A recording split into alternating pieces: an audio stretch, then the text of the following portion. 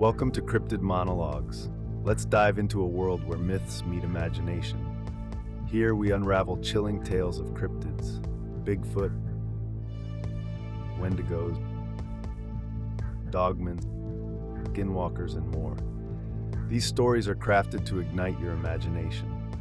These stories are purely fictitious, and names and/or events are purely coincidental. If you like these kind of stories, please give a like and subscribe. Click on the notification bell to stay up to date. Thanks for listening. Let's get into it.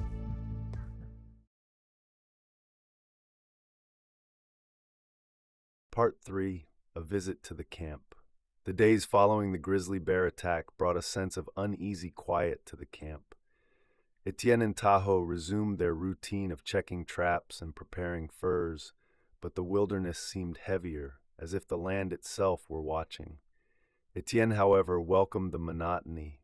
It was a reprieve from the harrowing encounters of the past weeks. One crisp afternoon, as Etienne was fleshing a beaver hide, the sound of voices echoed through the trees. Tahoe straightened from where he was stacking firewood, his expression softening into a rare smile. "It's my family," he said simply, brushing the wood dust from his hands and heading toward the source of the sound. Etienne followed, curious but cautious. Soon a small group emerged from the forest, an older man and woman with weathered faces, a younger boy carrying a bundle of supplies, and a young woman who walked with quiet confidence. Tahoe greeted them warmly, clasping the older man's hand and embracing the woman. They spoke in their native tongue, their words flowing like a familiar melody. The boy grinned up at Tahoe, who ruffled his hair. Then Tahoe turned to Etienne. "This is my family," he said, switching to French. "My father, Nahan, my mother, Winona, my brother, Koda, and this," he gestured to the young woman, "is my sister, Aita." Etienne offered a polite nod to each in turn, but his gaze lingered on Aita. She was striking, with deep brown eyes that seemed to hold the wisdom of the forest and long, raven-black hair braided neatly over her shoulder. Her posture was poised, her expression calm but curious as she studied the Frenchman. "You are the trapper my brother speaks of?" Aita asked in French, her accent lilting. "I am," Etienne replied, feeling uncharacteristically self-conscious. "Etienne Rousseau, at your service." Aita inclined her head. "Tahoe says you are brave, but also that you find trouble easily." Her words were delivered with a faint smile that suggested she was teasing. Etienne chuckled, scratching the back of his neck. "Trouble seems to find me, I'm afraid." Tahoe's family stayed in the camp for several days, bringing much-needed supplies and a sense of warmth. Nahan and Tahoe repaired tools and shared stories around the fire. Winona and Aita prepared meals, their skillful hands turning the camp provisions into something that felt like home. Etienne found himself drawn to Aita, though he tried to mask it. She moved with an ease that reminded him of the wind through the trees, her quiet strength complementing Tahoe's resolute demeanor. At first, their interactions were polite and sparse, but as the days passed, Aita began to engage him more, asking about his life and his journey. One evening, as the others slept, Etienne sat by the fire, gazing into the flickering flames. Aita joined him, her steps so light he hadn't noticed her approach. She sat on a log across from him, her expression thoughtful. "You've traveled far," she said, breaking the silence. "I have," Etienne replied, meeting her gaze. "Farther than I ever imagined when I left France." "Do you miss it? Your home?" Etienne hesitated, the question stirring a pang of longing. "At times, but the wilderness has a way of becoming home too, even with all its dangers." Aita nodded. "My people say the land is alive, that it watches and tests those who walk it. Perhaps it sees something in you." Her words carried a depth that left Etienne momentarily speechless. He glanced at her, noticing the firelight dancing in her eyes. "If the land tests us, it's only because it wants us to respect it," he said finally. Aita smiled faintly, then rose. "Good night, Etienne." "Good night," he replied, watching her retreat to her tent. Over the following days, Etienne found himself seeking Ayita's company whenever he could, whether it was helping her carry water or asking her opinion on the best way to mend a torn trap. Their conversations grew more comfortable, filled with quiet humor and shared observations about the wilderness. Tahoe noticed, of course. One afternoon, as they were setting traps by the creek, he smirked at Etienne. "You watch her too much," Tahoe said bluntly, startling Etienne. "What?" Etienne stammered, his face reddening. "My sister," Tahoe clarified, setting a trap with practiced ease. "You think I don't see the way you look at her?" Etienne hesitated, unsure how to respond. Finally, he said, "She's remarkable." Tahoe's smirk faded into a more serious expression. "She is strong like the roots of the oldest tree, but she has seen pain too. If you care for her, you must respect that." Etienne nodded, humbled by Tahoe's words. "I understand." Tahoe clapped him on the shoulder. "Good. Now let's finish these traps before the sun sets." On their last evening together, as Tahoe's family prepared to leave the next day, Etienne found Ayita standing at the edge of the camp, gazing at the setting sun. The sky was painted in hues of gold and crimson, the mountains casting long shadows. He approached her cautiously. "Beautiful, isn't it?" Ayita glanced at him and nodded. "It reminds me that everything changes. The day ends, but the sun will rise again." Etienne studied her profile, the way her hair caught the light. "Change isn't always bad," he said. She turned to him, a curious expression on her face. "No, it isn't." For a moment they stood in silence, the weight of unspoken words hanging between them. Finally, Ayita said, "Be careful, Etienne. The wilderness is kind to those who respect it, but it is unforgiving to those who are careless." "I will be," Etienne promised. Ayita nodded, then stepped closer, placing a hand briefly on his arm. "Thank you for watching over my brother."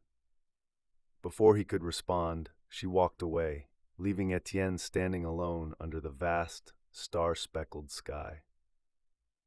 The Valley of Whispers. With Tahoe's family departed, Etienne and Tahoe resumed their journey, their packs heavier with supplies and their hearts lighter from the brief taste of companionship and familiarity.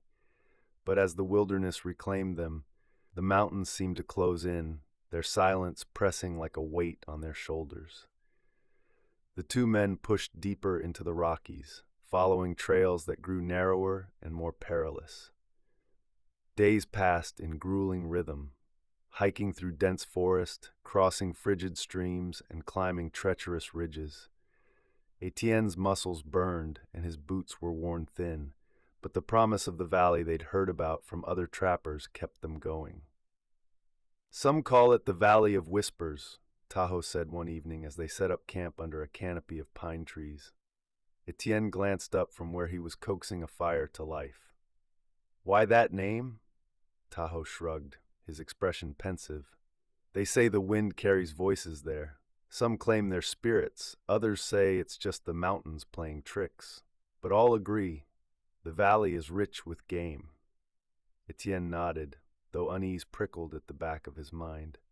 The wilderness had already shown him how thin the line between myth and reality could be. By the third day, they reached the entrance to the valley. The terrain shifted dramatically. What had been rugged and steep softened into rolling hills blanketed with thick grass. A river meandered lazily through the landscape, its surface reflecting the snow-capped peaks that surrounded it. Etienne paused at the crest of a hill, taking in the view. "It's beautiful," he admitted, though his voice was wary. "It is," Tahoe agreed, but his eyes scanned the distant tree line with suspicion. Too quiet. They descended into the valley cautiously, keeping their weapons close at hand. The air was crisp, carrying the faint scent of pine and damp earth. At first, the valley seemed a hunter's paradise.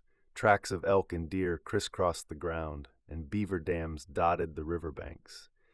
They quickly set up camp near a small grove, eager to begin trapping at dawn. Yet, as night fell, the valley's stillness became oppressive. The wind whispered through the trees, carrying faint, eerie sounds that neither man could quite place. Etienne lay awake in his bedroll, staring at the stars as unease coiled in his gut. "What do you make of it?" he finally asked, breaking the silence. Tahoe, who was sharpening his knife by the fire, paused. "The land feels watchful," he said, "like it's waiting." Etienne didn't reply. He wasn't sure he wanted to know what it was waiting for. The next day, while scouting the valley's western edge, they stumbled upon an abandoned camp. The remnants of a lean-to sagged under the weight of neglect, and scattered belongings lay strewn about: a torn bedroll, a rusted cooking pot, and a broken musket. Tahoe crouched by the fire pit, examining the cold ashes. "This hasn't been used in weeks," he murmured. Etienne picked up a scrap of cloth, its edges frayed and stained dark. "There was a struggle," he said grimly, noting claw marks gouged into a nearby tree trunk. They exchanged a glance, each man silently reaching the same conclusion. Something or someone had driven the camp's occupants away. "We should move carefully," Tahoe said, rising to his feet. Etienne nodded, his grip tightening on his musket.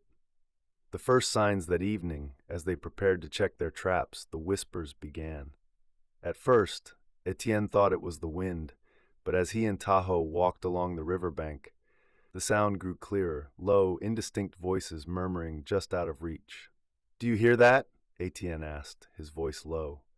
Tahoe nodded, his eyes narrowing as he scanned the shadows. "It's coming from the trees."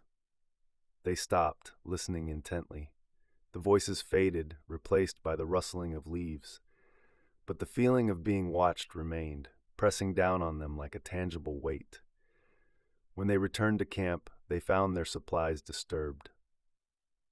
A sack of flour had been ripped open, its contents scattered across the ground, and one of their traps was missing. "Bears?" Etienne suggested, though he didn't believe it. Tahoe shook his head. "No tracks." The men reinforced their camp, setting up crude alarms using tripwires and metal pans. Whatever was in the valley, it was no ordinary predator. That night, Etienne woke to the sound of something moving just beyond the firelight. He sat up, musket in hand, straining to see through the darkness. The fire had burned low, casting long, flickering shadows across the trees. "Tahoe," he whispered, nudging his companion awake. Tahoe was instantly alert, grabbing his bow. "What is it?" Before Etienne could answer, a low, guttural growl rumbled from the forest. Both men froze, their eyes locked on the darkness. From the shadows emerged a figure that sent a chill through Etienne's blood. It was massive, walking on two legs but hunched as if burdened by its own weight. Its eyes glowed faintly in the dim light, and its breath steamed in the cold night air. The Dogman. Etienne and Tahoe scrambled to their feet, weapons raised. The creature stepped closer, its movements unnervingly deliberate. It let out a snarl, revealing rows of sharp teeth. "Stay together," Tahoe said, his voice steady despite the terror in his eyes. Etienne aimed his musket, but before he could fire, the Dogman lunged with incredible speed. The two men dove in opposite directions, the creature's claws raking the air where they had stood moments before. Tahoe shot an arrow, striking the beast in its shoulder. It roared in fury, turning its attention to him. Etienne seized the moment to reload, his hands shaking as he poured powder into the barrel. The Dogman swiped at Tahoe, who dodged and slashed at its flank with his knife. The blade left a shallow gash, but the creature barely seemed to notice. Etienne fired his musket, the shot striking the Dogman square in the chest. It staggered, letting out a pained howl, but instead of falling, it retreated into the shadows, its glowing eyes lingering for a moment before disappearing entirely. Breathing heavily, the two men stood in silence, their ears straining for any sign of the creature's return. "We need to leave," Tahoe said finally, his voice grim. Etienne nodded. The Valley of Whispers had lived up to its name, and its dangers were far greater than they had imagined. Traversing to the next valley. At dawn, Etienne and Tahoe packed their belongings with haste, their movements quiet and efficient. The lingering sense of danger from the night before hung over them like a dark cloud. Neither man spoke much, but the tension in their shared glances spoke volumes. The Valley of Whispers had proven more treacherous than they could have anticipated, and staying there was no longer an option. By mid-morning, they were on the move, following the river out of the valley. The air was heavy with an unnatural stillness, broken only by the crunch of their boots on frost-bitten grass and the occasional rustle of leaves in the wind. Etienne couldn't shake the feeling that they were being watched. "Do you think it's following us?" Etienne asked, his voice low. Tahoe glanced over his shoulder, his sharp eyes scanning the terrain.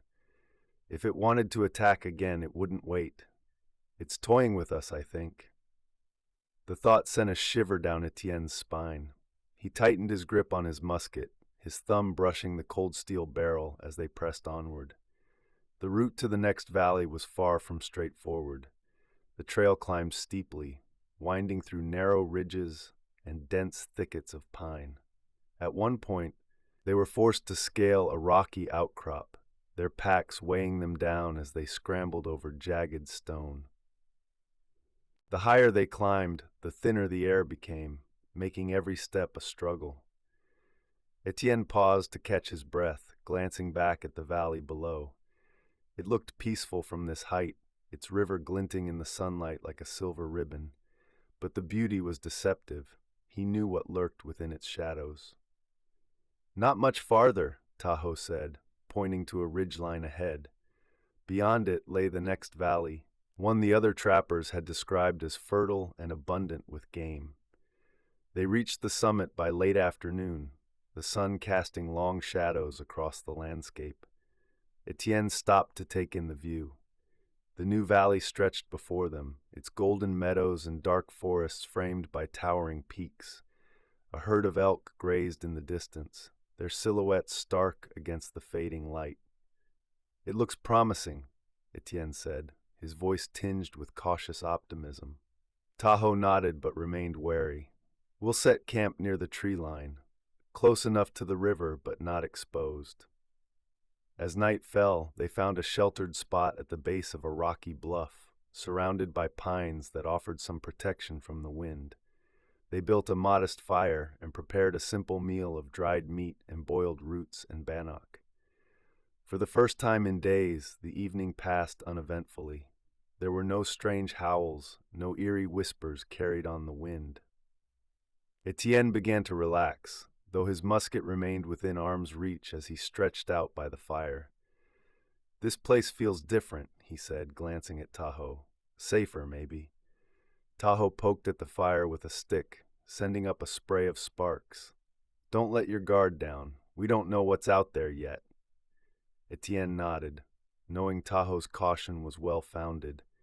The wilderness had a way of lulling travelers into a false sense of security before striking. The first signs the next morning, they began setting traps along the riverbank, taking advantage of the abundant animal tracks that crisscrossed the area. The work was meticulous, requiring patience and precision. Etienne felt a sense of satisfaction as they finished each set, imagining the pelts they would bring back to Fort Carlton. But as they moved deeper into the valley, strange signs began to appear. A grove of trees bore deep claw marks, the bark shredded and oozing sap. Nearby, a deer carcass lay half buried in leaves, its body torn apart as if by an enormous predator. "This isn't the work of a bear," Tahoe said, crouching beside the remains. Etienne felt a cold knot form in his stomach. "Do you think it's the Dogman?" Tahoe didn't answer immediately. He stood and surveyed their surroundings, his hand resting on the hilt of his knife. "I don't know, but whatever it is, it's big, and it's hunting here." That evening, their campfire burned brighter and hotter than usual, a defiant beacon against the encroaching darkness. Tahoe crafted additional arrows, sharpening their tips with methodical precision, while Etienne cleaned and reloaded his musket. The sounds of the night were unsettling. The wind whispered through the trees, carrying faint, distant noises that set Etienne's nerves on edge. A branch snapped somewhere in the forest, and both men froze, their eyes darting to the shadows. "It's testing us," Tahoe said quietly, his voice barely audible over the crackling fire. Etienne swallowed hard, his hand resting on the stock of his musket. He felt the weight of the wilderness pressing down on them, an oppressive force that made even the stars seem dimmer.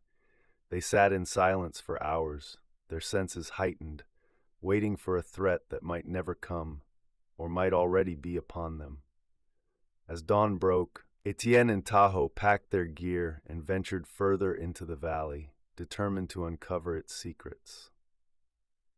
The tension between them was palpable, their movements cautious as they navigated the unfamiliar terrain.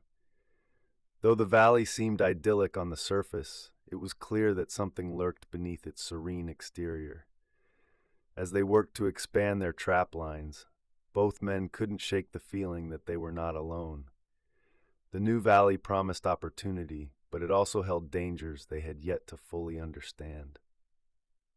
Whatever awaited them in this untamed wilderness, they knew one thing for certain: survival would demand every ounce of their skill, courage, and resolve. Thanks so much from Cryptid Monologues for watching.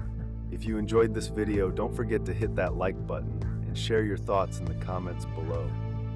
Make sure to subscribe and click the notification bell so you never miss an update. And hey, while you're here, check out these videos. You'll definitely love them. See you in the next one.